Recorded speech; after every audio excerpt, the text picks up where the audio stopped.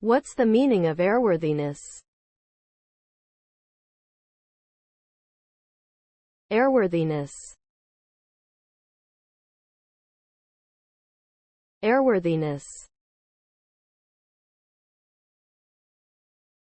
Airworthiness. Airworthiness. Airworthiness.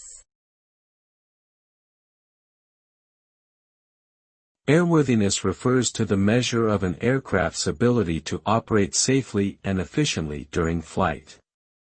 It involves meeting specific technical standards, regulations, and requirements set forth by governing bodies.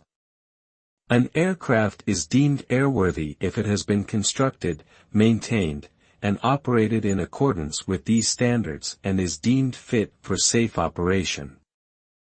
The term also includes ongoing inspections, repairs, and modifications necessary to maintain the aircraft's airworthiness throughout its lifespan.